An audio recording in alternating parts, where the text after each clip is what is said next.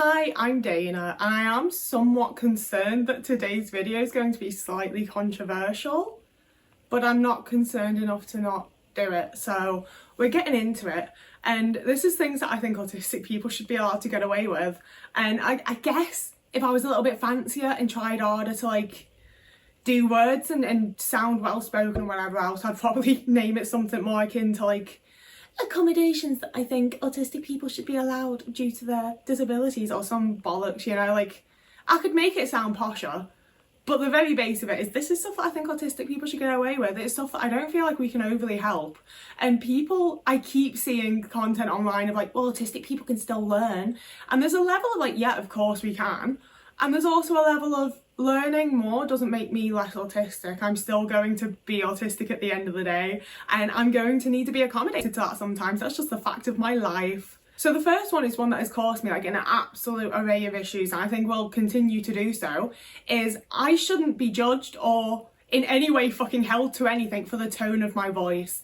99% of the time, I don't know what the tone of my voice is doing. I get lucky if it matches the way I feel. I get lucky if it's appropriate for the conversation. I don't know what the tone of my voice is doing. A lot of the way that I am is very intentionally cheerful, because otherwise people have issues with me because I don't do the correct tone. And this is one that's especially been a problem when living with people, because I'm so fucking sorry, okay, that at 2 a.m. when you're interrupting me when I'm going for my last coffee and smoke of the night and you want to know something or need information from me or have a question or want a light little chit chat, I sound tired and grumpy because I'm tired and grumpy and I don't have the fucking energy to put on an entire persona to be overly cheerful to someone in my own house that I pay fucking rent on, so that you don't get pissy with me for having the wrong tone of voice when you decided you wanted to speak to me. And I've discussed in other videos how I haven't received appropriate healthcare because I haven't had the right tone of pain in my voice and I haven't been crying and things like that. And I'm sorry, I think I should get away with it. Obviously, if I am out and out rude to someone, I shouldn't get away with that and I should need to apologise, fair enough. 95% of the time, I genuinely don't know what the fucking tone of my voice is doing. I'm so sorry if it's betraying that you're annoying me. Maybe don't annoy me. I don't have the energy to put it on 24/7 to make everybody else comfortable, And a lot of the time, people have told me, you've got a really aggressive tone right now, you've got this in your tone. And it's not how I'm feeling. I'm being completely misinterpreted and completely perceived incorrectly. And they've decided that they are 100% in the right and they know exactly how I feel because it's in the tone of my voice. When I didn't put it there. I didn't intend for it to sound like that. I wasn't thinking about that. I didn't feel that way. It's wild that I'm then expected to apologise and be a certain way when I wasn't being that way in the first place. But because someone else has perceived it to be so, suddenly that is the reality of the world. And I have to admit that I was really annoyed and pissed off, even if I fucking wasn't. And I don't get it. And I think that, quite frankly, you should listen to my fucking words because I'm telling you how I feel or what I think. I don't know why so much apparently goes into tone of voice in person. I'd understand if it was in a phone call, But you are looking at my face, you can see what my face is doing, which admittedly isn't always doing the right thing either. But most of the time, my face shows exactly how I feel, Unless it's resting, in which case I apparently just look sad. But more than anything, just listen to my fucking words. Why is so much going into tone when I'm putting so much effort into telling you how I fucking feel or what I think? And I know I said about facial expressions usually matching more or less how I am. I say that, but then there were the vlogs that I did in America, there were moments that blew my mind. There were some of the most exciting moments of my entire life and my face is blank. I thought I would be overjoyed and I look like I'm having a completely ordinary Tuesday in the office. I don't look at all impressed. And that's where we get into not always, but a good amount of the time, please don't take my fucking face as anything. One of the big issues that I had in high school was I would just be going about my life thinking about my fucking TV shows, trying to live within my special interests to not have to experience the world around me, and all of a sudden there would be some girl that's why are you looking at me like that? And I'd be looking at you what? And she'd be you can't just fucking look at people. I had that so many times in high school, and it would turn into this whole thing of a girl shouting at me and really being fucking horrible to me based on a look that I honestly probably did give her. I wasn't thinking about her, I wasn't looking at her, but my eyes went in her direction with a look on my face. Fair enough. Like, I think that once I'm like, oh, sorry, I wasn't looking at you, I didn't mean to do that, I think it should end there. And it's, like, I bring it up for high school, but when I was like 16, 17, we'd moved to Liverpool and I was going to college. And on the way home from college one day, there was a girl that was like, I say girl, woman, she was definitely in like her mid-20s, and she was like, hey, what do you think you're fucking looking at? And spent like the entire like 35-minute bus ride just like having a go at me because of the way I apparently looked at her. And I've had it a multitude of times as an adult when I've just been walking around and people have been, why are you looking at me like that? And sometimes in like clubs and stuff, I'm like, I wasn't, babes. But a good amount of the time, I think I probably did give them a look, and it wasn't intentional. I didn't even like actually fucking see them, you know? But my face just does its own fucking thing. And I bring up like incidents with strangers, but my last housemate, we had like so many fucking times that they'd be like, and that look on your face and the way you looked at me here and the way you look at this. And I was just like, I don't know what the fuck my face is doing. I so often default to just smiling because I don't really know what other fucking expressions to do. And I've practiced them in a mirror for hours and hours and hours. And unless I am like actually like in an acting situation with a script, I probably don't know what fucking face is appropriate for the moment. I don't know what my face is doing. And like, if I've looked at you in a certain way, if I haven't made the right fucking expression for your story, I'm sorry. I genuinely cannot fucking help it. Like, unless you want to come and sit with me and hold up like the face cards and tell me when I've done the correct face and then explain to me all the situations in which I can do that face. And like, I would need so many examples and just like, I've lived through many an example, you know? I watch so much television because I'm definitely trying to like figure out how to be a fucking person, and I just can't manage it all that well. And it also, I had like, one of the big things with my mother was that anytime I was like unguarded around her, she'd be like, oh, what's face on that? What's that face on you for? Was the sentence. What's that face on you for? I'd be like, what do you mean? And she'd be like, you look dead sad. You always look so sad. You look like you're gonna cry. And I would have that like multiple times a week with my mother, and I'd be like, I don't look like I'm fucking fine. Like, leave me alone. Jesus Christ. Can't have an unguarded moment without someone being like, oh, you look so sad. It's really annoying. And like, that's just my fucking face. Like, I had it so often as a kid as well when I would be like, that's just my face. It's just the way my face looks. And my parents and teachers and I would be like, well, I know it's not. And I'd be like, well, I wasn't fucking doing anything. Like, I don't know what you want from me. It's just my face. I can't help it. Now, one inspired by Otis's vet trip yesterday, he is fine. He has some allergies apparently, so he's got some pills that he has to take. And he's a proper greedy little shit, so I just shove it on top of his food and then he gobbles it. He doesn't even notice it. It's actually really easy, so he'll be all fine soon. But waiting in the vets, I go to a local vet that is, the consultations are free, so if your animal doesn't need anything, then like you don't pay anything. If it needs any medication or tests or anything, then you pay for that, which means it's like a community one that has a lot of people like me go into it. Like, there's no judgment, you know, it's people like me, but that means that it's people that like maybe don't know quite what the best methods of care is for their animal. And like, for example, there was one woman whose dog was doing this horrible like ooh ooh ooh, and it would do that for like 30 to 40 seconds, and then she'd just slap it and it would be quiet for like 15-20 seconds, and then we had that for like 45 minutes.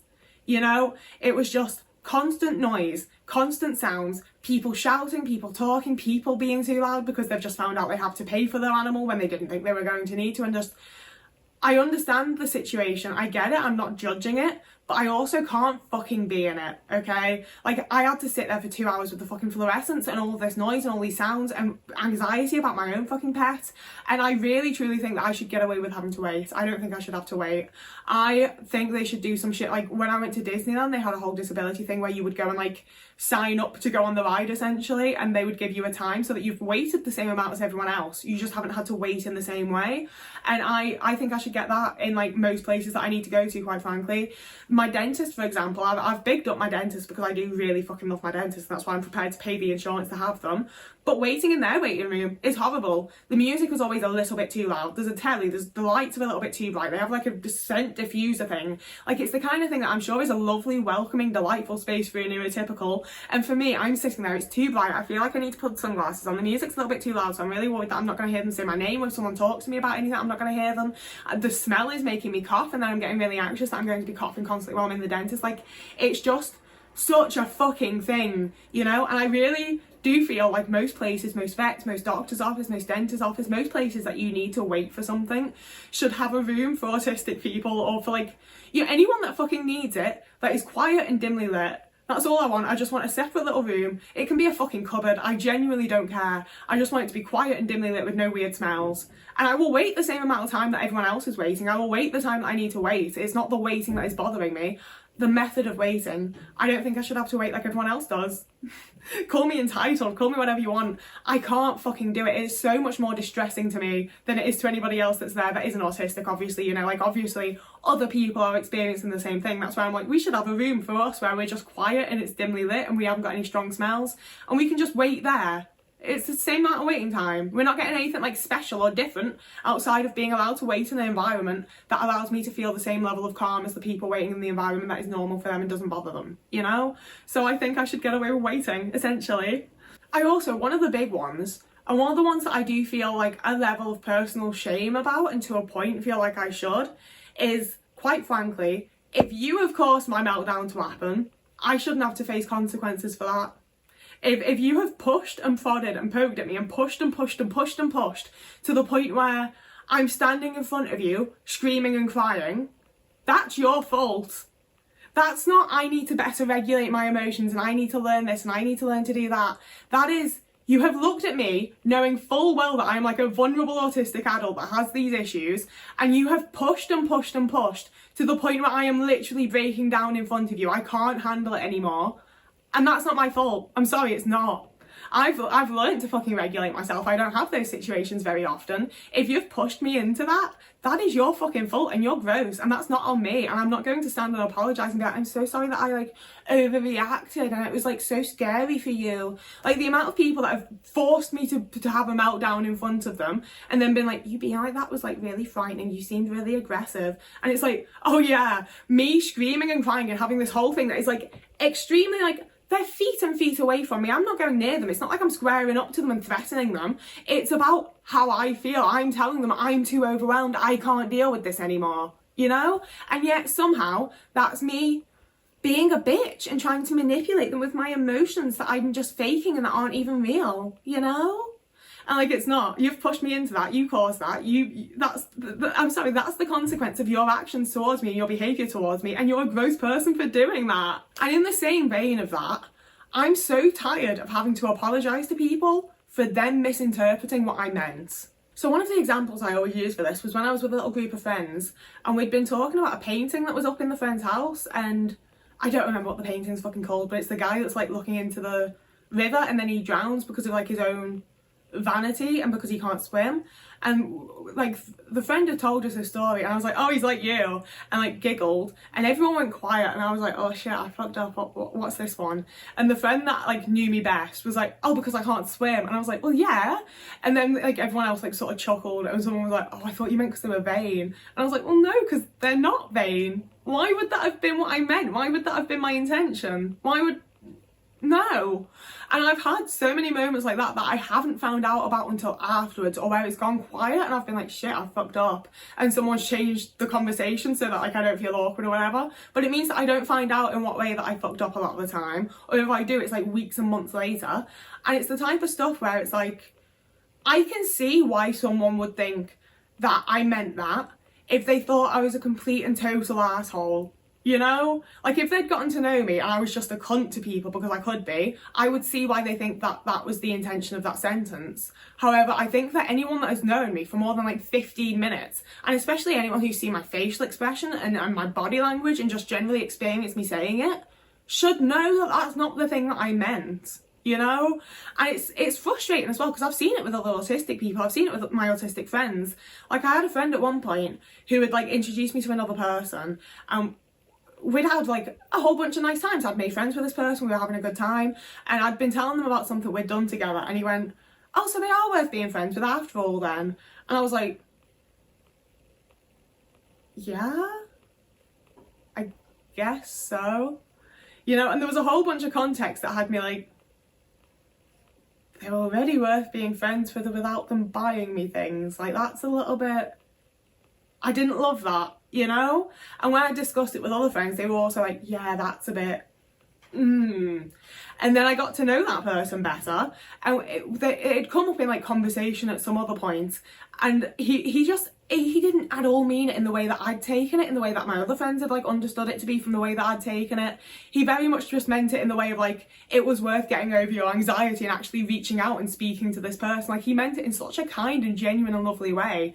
And I like, once I knew him, and now that I know him, there's so many things that he says where, because I'm used to being around assholes, I have to take that minute and be like, oh no, he means it in this nice way, in this like really genuine, like, if you're used to people being nice, if you're a nice person, you are just going to say it that way because you're not even thinking of the negative way that it could be taken, you know? And that's where I let him off with it, because I think he should be let off with it. I think we should all be let off with that kind of shit. If you can tell that there is a nice thing or a genuine thing, or like just generally not an asshole thing that is trying to be said within the sentence, I'm just going to assume that's the thing that they meant and not the shitty thing, you know? Because that's what I mean most of the time. And that's why if someone else misinterprets what I've said, if I can explain what I meant, if I genuinely didn't mean the shitty thing, I don't think I should have to apologise. And I think in future I'm going to refuse to be quite honest with you. Ooh, I don't know what happened there, don't worry about that. But like, I've throughout my life always been the person that is apologising, always. And 99% of that's over dramatic, like 80% of the time, I don't think I should have been. I think the other person should have been fucking apologising to me, actually, looking back on it. But I just am very quick to assume that I'm the one in the wrong and I'm the one that's fucked up, because I do it quite a lot, to be honest with you. And there's just so many things that I'm like, I just think I should be let off with it, because I don't fucking mean it that way. I don't know why you think I would mean it that way when you've known me for years a lot of the time. You know, like a lot of the times when people have brought up, it's often the thing of like, when I am in a position where I'm like, I don't know if this friendship is sustainable for me any longer because you're doing these things that make me feel this way. And they're like, well, you said this and you did this. And it's like, well, you didn't seem to have an issue until I said that I had an issue with you, but okay.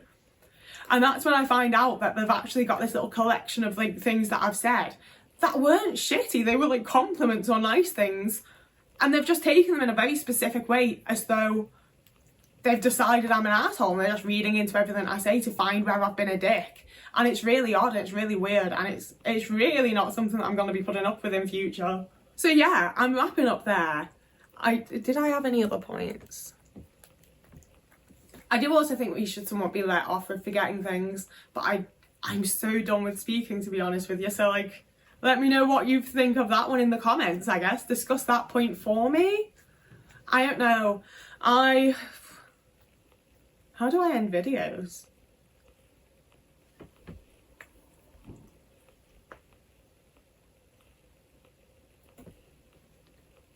It's my cat. You can like and subscribe here. You can also find me over on Instagram, TikTok or Patreon. And you can also find me Instagram, TikTok or Blue Sky. You can also find me over on Patreon or Ko-fi. It'll all be linked down below. It's always linked in like the slidey out bar thing. Some people have said that it's not, but it definitely 100% is. I've checked. Not to be rude, but like it is. It's there, I promise you. So whoever you are, wherever you are, I hope you have a lovely morning, evening, day, afternoon, week, month, year. And I'll see you again in a couple of days.